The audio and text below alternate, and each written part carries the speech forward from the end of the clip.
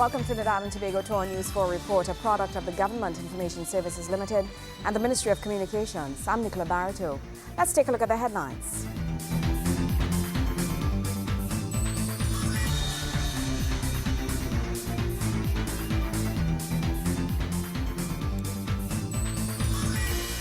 Plans are in place by the National Security Minister to beef up the Trinidad and Tobago Police Service. Approval given by Cabinet for an epidemiology division to be established in the Ministry of Health. And government intends to capitalize on sport tourism. Thank you for joining us. Minister of National Security, the Honorable Jack Warner, has revealed plans to beef up the Trinidad and Tobago Police Service. This was announced by Minister Warner during a post-cabinet media briefing. An increase in the amount of SRP police officers, more cars for the police service, an upgrade of the IT aspect of the police service, and a new community policing group. These are all plans which National Security Minister Jack Warner has for this country's police service. Minister Warner says the plans approved by Cabinet are in an effort to combat crime challenges. The initiatives are expected to cost the country $289.6 million, but are also expected to reap large rewards. The Cabinet approved certain initiatives and measures to combat crime-related challenges facing Trinidad and Tobago. The Cabinet agreed to spend this morning $289.6 million as part of its continuing effort to curtail the high incidence of crime and criminal activity in Trinidad and Tobago. This money will be spent on an increase in the full-time establishment of Special Reserve Police officers, numbering 5,000 of them. We shall also establish with immediate effect police community support groups, officers, throughout the length and breadth of Trinidad and Tobago in all 9 divisions. The government also agreed to acquire information technology solution to aid in crime detection, and last but not least, to acquire 300 vehicles for use by the Trinidad and Tobago Police Service, in many cases giving officers for the first time the use of vehicles to take at home with their weapons. Minister Warner says $60 million will be spent on the SRP officers. This, he says, includes the advertising of the recruitment process and training to ensure the 5,000 new officers are ready before Christmas. He also explains how the remaining $230 million will be spent.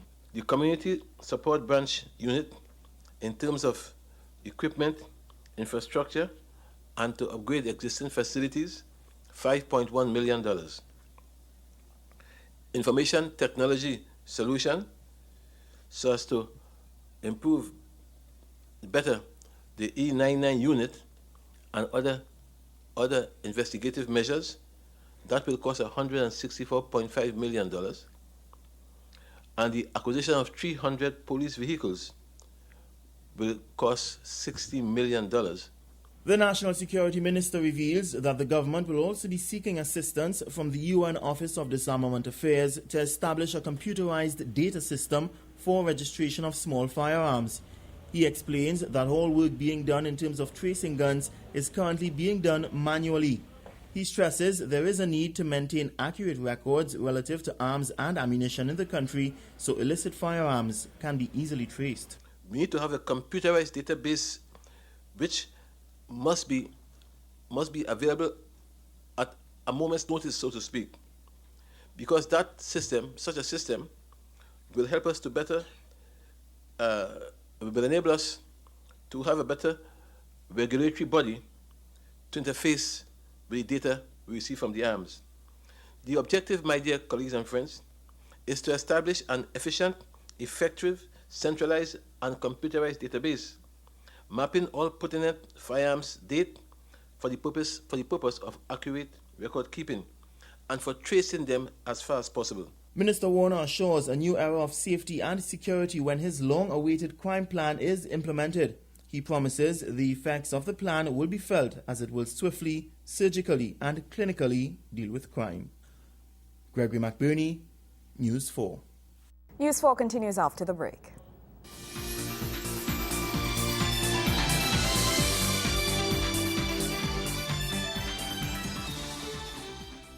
There's a spark of greatness in each of us.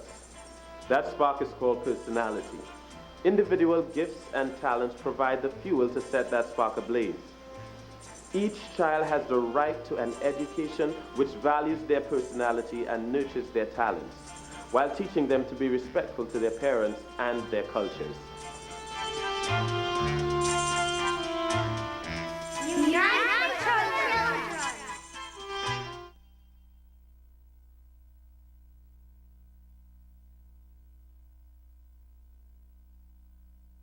We are reporting from communities across the country. People are calling Nalis Libraries their library. Tell me, why is Nalis your library? My library is where I can have fun learning. My library is helping me earn better grades with online research resources. My library is my gateway to the world of information. My library is providing access to the differently abled. As a visually impaired person, I can envision limitless possibilities. My library is making my world truly worldwide with free internet access. My library is helping me keep an eye on my health with access to the virtual health library via the Nalis website.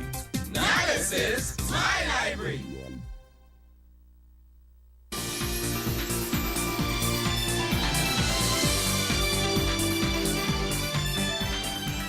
Thank you for staying with us.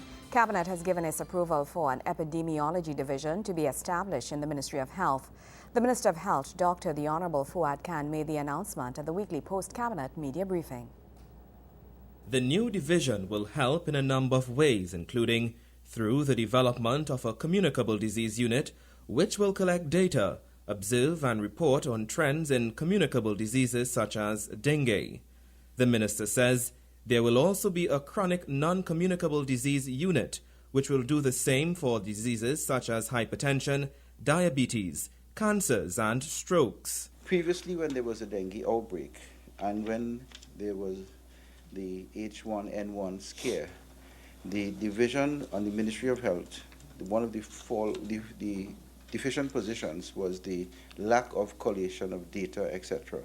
The communicable disease unit will be responsible for that. The minister says the epidemiological audit and evaluation unit will be auditing and evaluating the effects of clinical outcomes such as complications and deaths. With this information, we will be able to properly decrease the level of adverse events that occur in our hospitals. There will be the development of a research unit. This research unit will be responsible for encouraging clinical research within the health care institutions. It will coordinate multi-center research efforts between local institutions.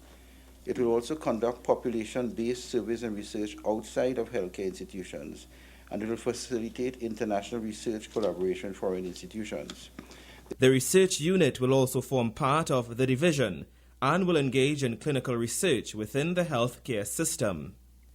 Dr. Khan noted that master plans are being developed for the major hospitals in Port of Spain, Mount Hope and San Fernando, and data obtained through this new division will assist officials. The development of new databases will include a geographic information system database, etc., and there will be redesigning of the data collection processes of the Ministry of Health. At present, the Ministry of Health is embarking upon the development and building of various hospitals. We have also started, together with the IADB and the Ministry of Finance, developing what we term a master plan for Port of Spain General Hospital and surroundings, San Fernando General Hospitals, and also the Eric Williams Medical Sciences Complex. The minister also pointed out there's need for the expansion of the University Hospital Medical Campus, which might be done on the Eric Williams Medical Sciences Complex. These developments will come as a result of data collection and surveillance of the epidemiological unit of the Ministry of Health. Joseph Lopez, News 4. Meanwhile, Cabinet has agreed to the award of a bunkering license to Bunkers Oil Trinidad and Tobago's Limited, which is a subsidiary of internationally renowned Bunkers International Corporation. The Minister of Energy and Energy Affairs revealed this information also at the weekly post-cabinet media briefing. The Minister of Energy and Energy Affairs says Cabinet has agreed for the issue of a marketing license for the bunkering for Bunkers Oil Trinidad and Tobago Limited. This will be the subsidiary of internationally renowned Bunkers International Corporation. News 4 understands that the company will bunker vessels working for Ollendorff, which is a German company which recently established a transshipment business in Trinidad and Tobago. This company will primarily bunker vessels working for Ollendorff, which is a German company that recently established a transshipment business in Trinidad and Tobago.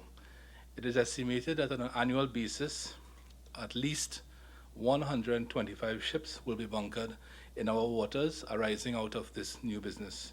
And we are advised there is potential for up to 350 ships. The minister says Cabinet also agreed that any fuel being purchased by bunkers from Bunkers Oil Trinidad and Tobago Limited must be purchased from state-owned Petrotrin. Any deviation from that would have to be agreed by the Minister of Energy. Any deviation from that would have to be agreed to by the Minister of Energy. Such situations would be situations where the refinery may be incapacitated or reasons related to weather. This therefore means additional revenue for Petrotrin and an increase in its market share in the bunkering, in the sale of refined products for bunkering.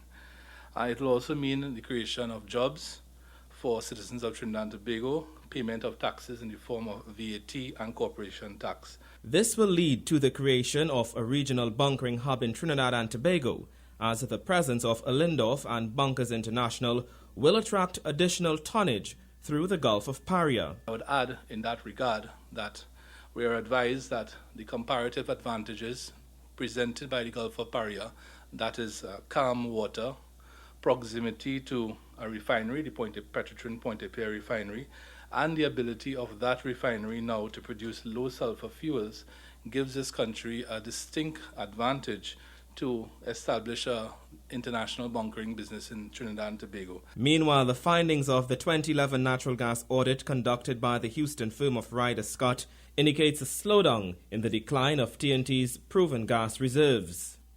The minister notes that this year's audit shows a reversal of the trend that has been observed in the last few years. He says there will be a public conference next Wednesday at the Hyatt Hotel, where the Vice President of Ryder Scott will be present and the results on these data will be given. Joseph Lopez, News 4. News 4 continues right after the break.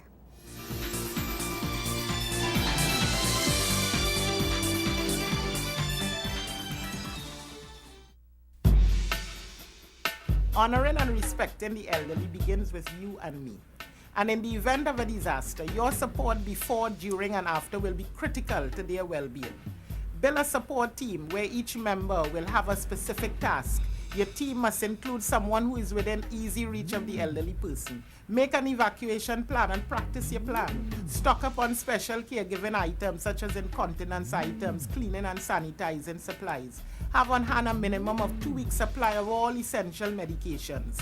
In the event of a disaster, accessing medication may become difficult. Keep testing and insulin supplies and do not require refrigeration for diabetics. Secure all medical supplies in a clean, waterproof, easy-to-carry container. Keep a list of medication, caregiving instruction, doctors' names, and contact information. In case an elderly person is relocated to a shelter, this information is vital to their continued care. Dehydration is a serious health problem for older adults. Store at least 1 gallon per person per day. Store at least 3 days' worth. Consider special dietary needs when stocking up on food supplies. Safeguard important documents and provide an ID bracelet or necklace to persons with special needs, such as persons with Alzheimer's disease. Remember, disaster readiness and preparedness begins with you and me. A message from the Ministry of National Security, Office of Disaster Preparedness and Management.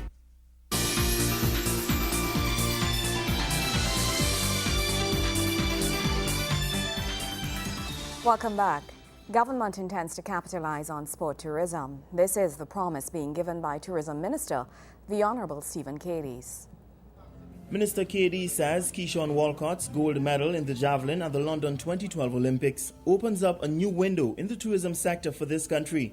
Speaking in an exclusive interview with News 4, Minister Cadiz expresses his belief that although it is fairly new to Trinidad and Tobago, sports tourism is something that this government could harness, develop, and get the most out of. Sports tourism is a major part of tourism internationally now. For instance, we have, at the end of this year, we have golf coming to Tobago. We have cricket coming during this month. We have football coming in September. I'm not aware of any track and field as yet, but based on the results of the games, I think track and field will be something that without a doubt we will be going after. So sports tourism is a major, is a new, new for Trinidad, as you say, new for Trinidad, and it's something that we will be capitalizing on. I mean, Trinidadians, if there's one thing they love is sports, and I think we can make that happen without a doubt. Meanwhile, Minister Cadiz says the feats achieved by our Olympians at the Olympics helped to distinguish us from the rest of the Caribbean. He notes, though, that despite this country attempting to stand out from the rest of the Caribbean, the performance of our athletes draws attention to the region as a whole.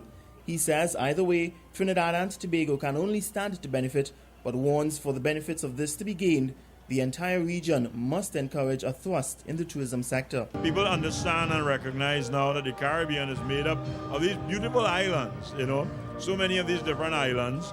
And again, it will help us in promoting Trinidad and Tobago as a place separate and apart from the other islands, but yet still being part of the Caribbean.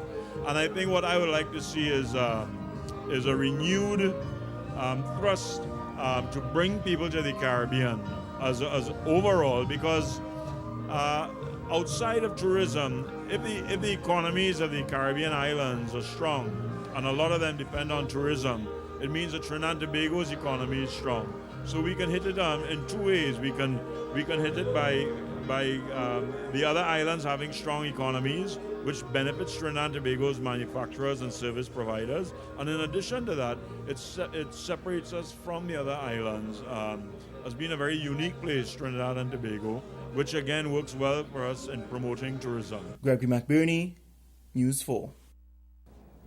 When we come back, Tourism Park 2012. Stay with us.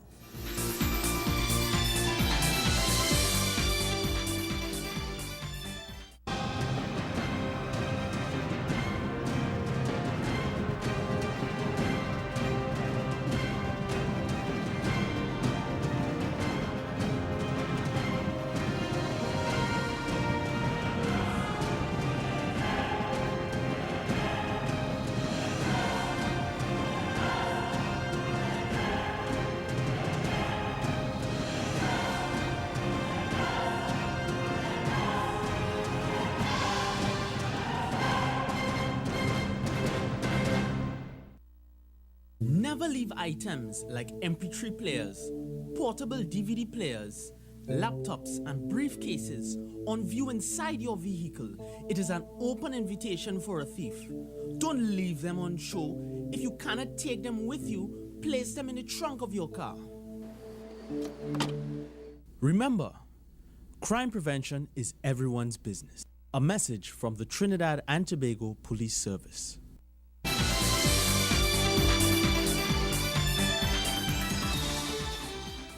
This year's Tourism Park initiative is set to be packed with a 10-day schedule of activities, a range of exhibition booths, presentations, entertainment, and workshops. Speaking at the launch of this year's Tourism Park initiative was Acting Permanent Secretary in the Ministry of Tourism, Ray Sandy, who applauds the initiative. He says it's a great step towards boosting the country's economy, among its many other benefits. The Tourism Park 2012 theme, Mission Expedition, reflects a jungle adventure with caves, water features, wildlife replicas, and live animals all along a raised nature path.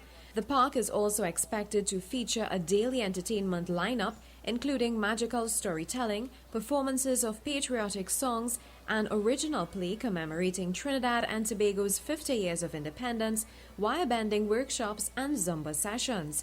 Acting Permanent Secretary in the Ministry of Tourism, Ray Sandy, says the initiative will go a long way in educating and creating a sense of pride among citizens in this country. Tourism Park is intended to cultivate attitudes of appreciation and conservation among our youth, particularly the school-age youth who are now on vacation.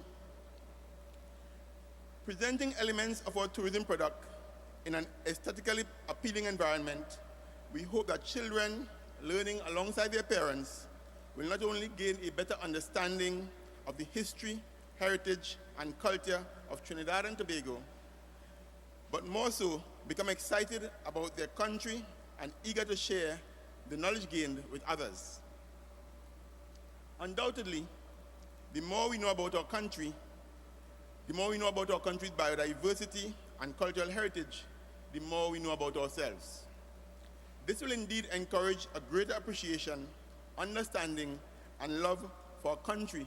The expedition is expected to run from August 10th through to the 19th. Another goal of the Tourism Park Initiative, according to the Acting Permanent Secretary in the Ministry of Tourism, is to boost domestic tourism. Encouraging Trinbagonians to take a vacation in their own country, visiting their very own sites and attractions. Domestic tourism guarantees that our nationals retain revenue and circulate it within our local economy. You'd be surprised to know the number of persons who live in Trinidad and Tobago who have not been to a number of our more popular tourist-related sites, or the number of Trinidadians who have never been to Tobago, and vice versa, the number of Tobagonians who have never been to Trinidad. We cannot take it for granted because we live here. Mr. Sandy notes that this development will also play a key role in developing the economy and society as a whole. He is providing supporting statistics to show this. The tourism industry, according to the United Nations World Tourism Organization, is one of the world's largest and fastest growing economic sectors worldwide. It increased last year by 4.4%, and the number of international tourists grew to 980 million. That is, we have 980 million persons traveling to another country to experience what other countries offer. In 2010, our local tourism industry contributed approximately 8.7% of our gross domestic product and contributed 5.2% to our employment figures. The global tourism industry is constantly evolving. The tourist of today and tomorrow is seeking more than a white sand beach. They want to become much more involved in the community, in the environment, and in experiencing new and different things. Also speaking at the official launch of the Tourism Park 2012 was Tourism Development Company Limited's director, Carol Ann Birchwood James, who says if this country is to successfully market itself as a tourism destination, it must first build awareness among its nationals. Tourism Park is a great way for our young people and their families to enjoy and experience all the good things Trinidad and Tobago has to offer as a tourism destination, all within a comfortable and nurturing environment. But still, we are asked, why bother to host events like Tourism Park? Why sell Trinidad and Tobago to Trinbagonians? The answer is simple, because we must. If we are to make the world fall in love with Trinidad and Tobago as a tourism destination, we must start the love affair at home. Mrs. Birchwood James says the TDC's mandate is to develop the tourism product and assures that it continues to work towards creating positive awareness of the tourism product among all nationals by sharing knowledge of this country's sites, attractions, festivals, and heritage through events such as Tourism Park. Tourism Park serves as a reminder, and for some of our younger patrons, an introduction to our unique culture, talented people, and captivating heritage. It is also a reminder that we are the premier destination in the Caribbean. No other Caribbean offers the outstanding variety of events, cuisine, attractions, and vibrant culture that we do. We have it all right here, and we must develop a stronger sense of pride, respect, and ownership of our natural and cultural resources. Vuna Bharat, News 4. Well, that's how we wrap up this edition of our News 4 report, a product of the Government Information Services Limited. I'm Nicola Barito. Thank you for joining us.